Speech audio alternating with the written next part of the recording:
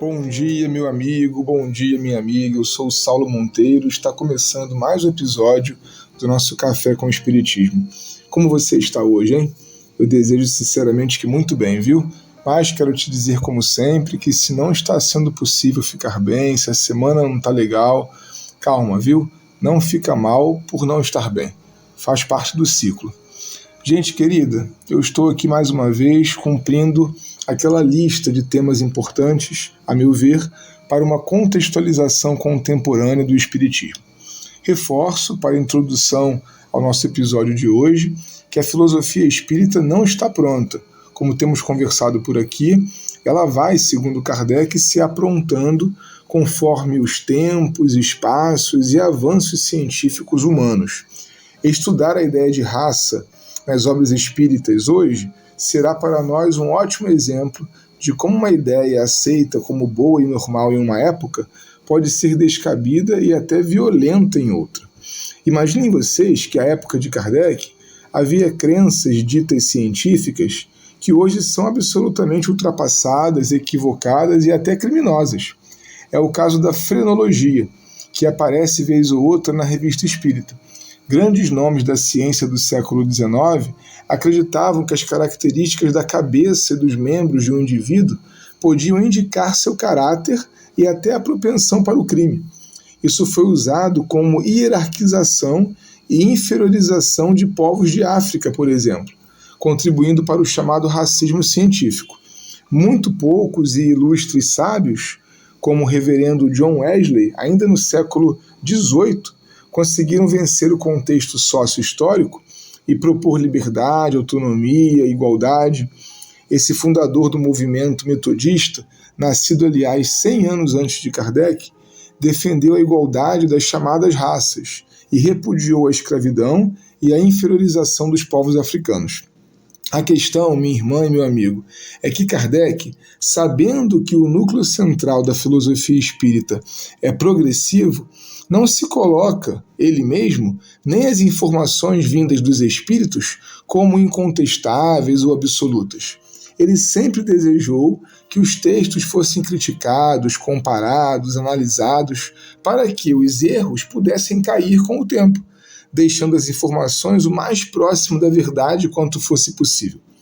Por isso, como falávamos na semana passada, não faz sentido ficarmos constrangidos em achar um problema num texto da codificação espírita.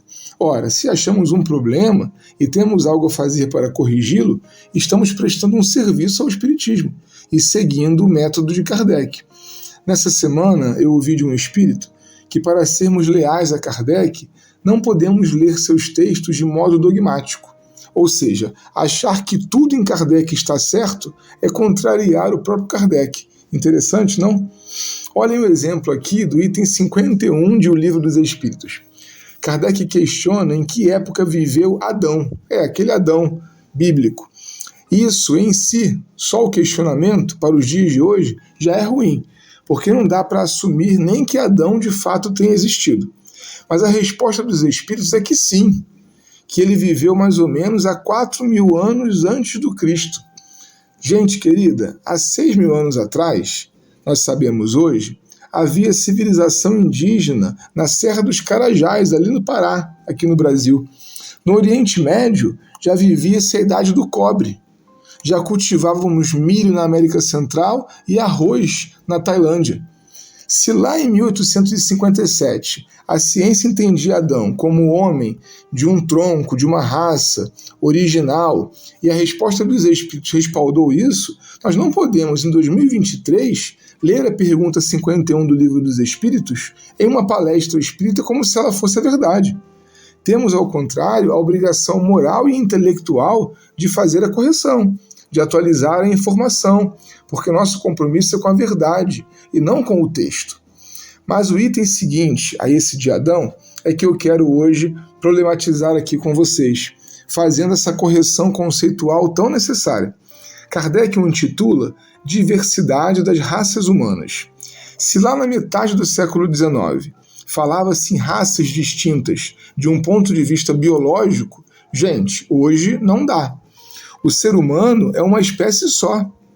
Quem explica a questão é o professor da USP, Kabengele Munanka, de origem congolesa, em seu artigo Uma abordagem conceitual das noções de raça, racismo, identidade e etnia.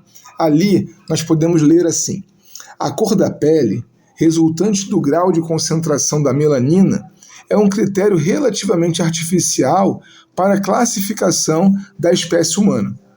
Menos de 1% dos genes que constituem o patrimônio genético de um indivíduo são implicados na transmissão da cor da pele, dos olhos e cabelos. O conteúdo de raça é morfobiológico e o de etnia é sociocultural, histórico e psicológico. Uma etnia é um conjunto de indivíduos que histórica ou mitologicamente têm um ancestral em comum, uma língua em comum, uma mesma religião ou cosmovisão, uma mesma cultura e moram geograficamente em um mesmo território.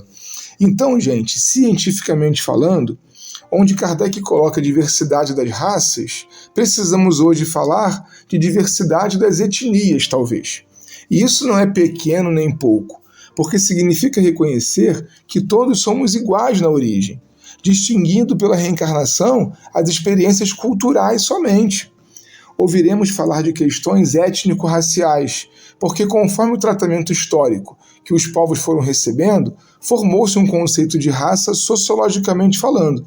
Mas em Kardec, raças humanas, em toda a codificação, é tido como questão biológica. Não era, na época, tido como errado, mas está errado.